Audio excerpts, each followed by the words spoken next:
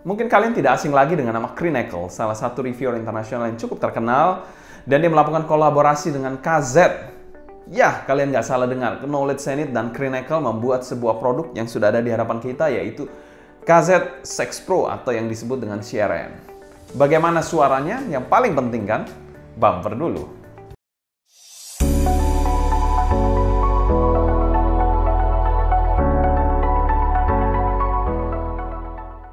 Halo semuanya, selamat datang di channel Sound Dignity di tahun yang baru ini bersama dengan saya Sebastian yang seperti biasa akan sharing info dan racun mengenai dunia personal audio, baik itu audio portable ataupun desktop audio.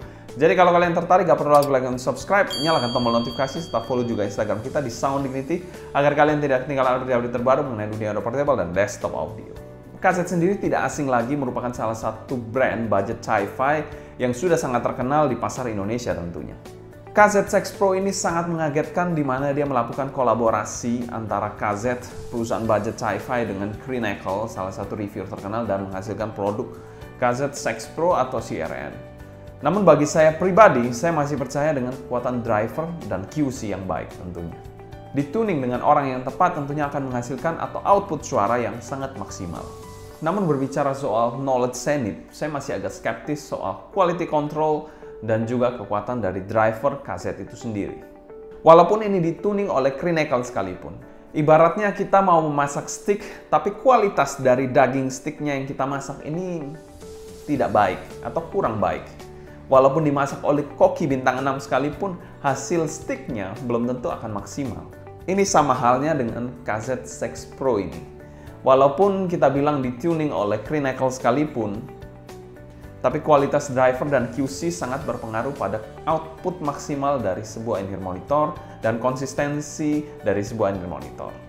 Sekali lagi, ini adalah opini pribadi saya mengenai sebuah in-ear monitor yang baik tentunya memiliki driver yang berkualitas, QC yang baik, dan juga tuning yang tepat. Formatnya kali ini kita akan sedikit rubah, bukan review seperti biasanya, tapi akan format perbandingan dengan dua kaset lainnya yang saya punya, yaitu IDX Pro dan kaset Sex biasa, dibandingkan dengan kaset CRN atau Sex Pro ini. Oke, berikut adalah kaset Sex Pro, kaset Sex, dan kaset EDX. Ketiga in-ear monitor ini memiliki housing yang agak berbeda, di mana kita bilang kaset Sex Pro ini memiliki sedikit tonjolan di bagian housingnya. Mungkin bagi kalian yang tidak nyaman, di kaset Sex tidak ada. Untuk faceplate-nya sama-sama berbahan aluminium yang premium banget. Tapi di sini ada satu kayak fan hole. Terdapat satu fan hole di Sex Pro ini. Jika dari tampilan sendiri, saya lebih suka kaset Sex biasa sih untuk tampilannya dibandingkan Sex Pro ini. Kalau kaset EDX, dia memiliki housing yang simple, ada berbahan mostly dari plastik. Tidak ada tonjolan seperti kaset Sex Pro, cuma kaset Sex Pro ini yang ada sedikit tonjolan, jadi perlu kalian perhatikan kalau fittingnya. Kalau bagi saya sendiri, fittingnya tidak ada masalah sama sekali. Tapi untuk kalian mungkin bisa berbeda, karena masalah fitting adalah masalah yang subjektif tergantung dari lekuk telinga kalian. Berbicara soal bass sendiri, kaset Sex Pro ini memiliki bass yang ada impact-nya dan cukup terkontrol, tapi bukan untuk bass head sekali lagi. Untuk kaset Sex sendiri memiliki bass yang masih ada bodinya, masih terkontrol dan cukup cepat. Lalu kita balik ke kaset EDX Pro, memiliki bass yang lebih deep, tapi kurang impact-nya dibandingkan kedua in-ear monitor lainnya. Nah, untuk bagian mid bagaimana? Nah, untuk bagian mid, menurut saya kaset Sex Pro ini memiliki posisi yang pas, agak flat kesannya juga untuk midnya. Kalau di Sex ini lebih intim midnya, kalau di bagian EDX Pro ini lebih mengarah ke V-shape, masih membawa kesan V-shape yang memiliki mid yang agak mundur. Untuk vokal cowok di kaset Sex Pro ini ada decay-nya. Untuk bagian mid-nya itu ada sedikit decay dan memberikan kesan yang agak sedikit kotor untuk bagian mid-nya. Untuk Sex biasa ini memiliki mid yang lebih bersih dibandingkan Sex Pro, tapi kesannya ini kurang emosi. Kalau untuk vokal cowok di sini ya oke lah, masih cukup oke untuk kelas V-shape. Tapi not the best, juga tidak ada emosi yang disampaikan juga dari ketiga in-ear monitor ini untuk bagian mid-nya. Vokal cewek di sini agak sedikit tipis dan kurang lepas. Di sini lebih maju vokal ceweknya, sedikit lebih tebal namun tetap kurang lepas. Kalau di sini seperti biasa agak mundur.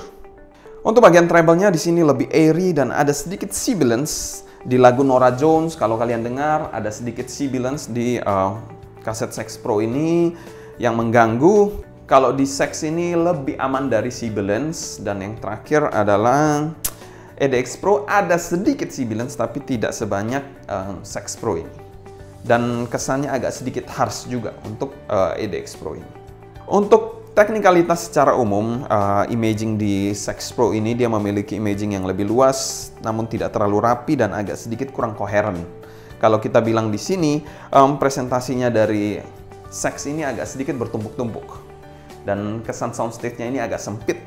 Kalau kita bilang di EDX Pro ini, dia memiliki gambaran yang kurang realistik dan memiliki detail yang cukup baik. Secara soundstage sendiri, ini memiliki soundstage yang lebar namun terasa kurang 3D. Di Sax ini dia memiliki soundstage yang sempit tapi terasa sedikit 3D. Dan yang terakhir, EDX Pro memiliki soundstage yang terkesan 2D. Jadi itu semua ada kelebihan dan kekurangannya. Overall, Sax Pro ini memberikan gambaran yang baik dari sebuah in-ear monitor yang balanced. Untuk budget sci-fi, ini merupakan angin segar tentunya dibandingkan V-shape tuning ataupun bassy tuning. Ini memberikan angin segar. Tapi sekali lagi, kalian jangan terlalu berekspektasi pada in-ear monitor satu ini atau Sax Pro ini, karena memang dia memiliki tuning yang memang ada kekurangannya juga. Karena kita balik lagi ke harganya, walaupun di tuning dengan baik, tapi masalah QC dan masalah driver tentunya tidak bisa di-fix dengan semudah itu tentunya. Perlu driver yang matang, perlu QC yang terkontrol, dan juga perlu tuning yang pas untuk membuat sebuah in-ear monitor yang pas. Ada harga, ada rupa. Bagi saya seperti itu. Di Sax biasa ini dia memiliki tuning yang lebih warm, dan di sini masih mempertahankan kesan V-shape. Tapi kalau kita bandingkan dengan EDX biasa, ini tidak se-V-shape EDX biasa dan lebih maju dikit lah midnya, tapi tidak separah atau se-V-shape EDX biasa. So, itu aja untuk gambaran kaset-kaset yang terbaru ini dibandingkan dengan kaset CRN ataupun kaset Sax Pro ini. Kesimpulan, nice try untuk kaset CRN ini. Memberikan suasana yang berbeda pada ranah budget sci-fi.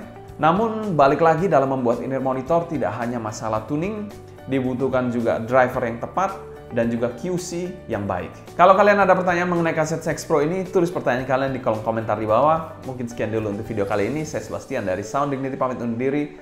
Sampai jumpa di video berikutnya. Happy listening, stay healthy, and ciao.